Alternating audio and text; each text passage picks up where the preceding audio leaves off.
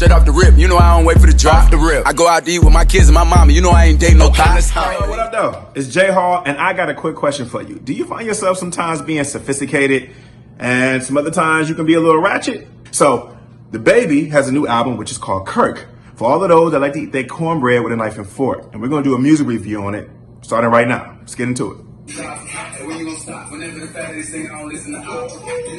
All right, like that track right there, that was called Off the Rip. And the thing that I like about that song that sticks out the most is DaBaby, he raps like a typewriter. It's like dun, dun, dun, dun, dun, dun. Like his flow is very precise. It's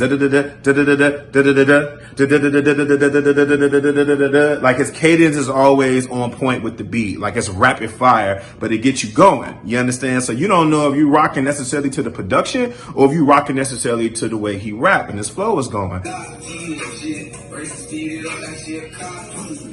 Now the thing about having Kevin Gates on this song is that actually him and DaBaby actually rap really, really well together. Now I would have liked to have a flow of them going back and forth because I feel like they both got the same type of thing when they ride the beat lyrically, but you know, it's probably not gonna happen. But the thing about Kevin Gates is his voice always sounds real muffled, but yet still clear. You know, it's like you still can understand him, but he sounds like he's waking up in the morning and he's tired sometimes, or he sounds like somebody like was walking on his front lawn. Like he has an anger in his voice, even though he might be smiling during the whole track. But the thing about DaBaby is that he doesn't get lost in his own song, which is something that a lot of artists tend to do when they have a guest artist on their track.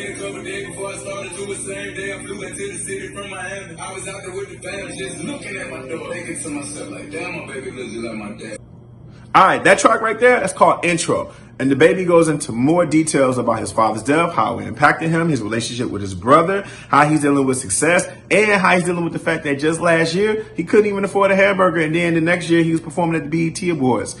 DaBaby is that, you know, he's a well-rounded individual human. He's not all fun and games, but yet he is entertaining. So listen, if you're a hip-hop snob, you're probably going to turn it down. You're going to look at it and you ain't going to want to mess with it because who he is. And you probably hate to turn DaBaby because there's a lot of babies out there in rap. But if you're a hip-hop purist, at the least, you're going to see it as a guilty pleasure album because DaBaby also gives you some entertaining lines. He's a great storyteller. And storytellers are actually missing in hip-hop right now. When last time you heard a good storytelling rhyme?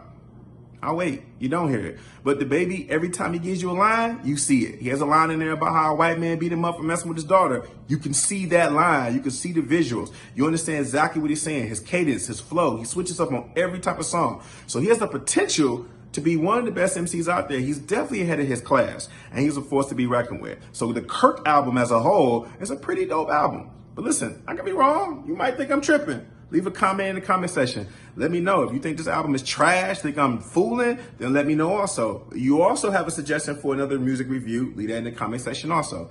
Until elsewhere, I'm J.Hall. Follow me on my Twitter at jhallradio. Ghost.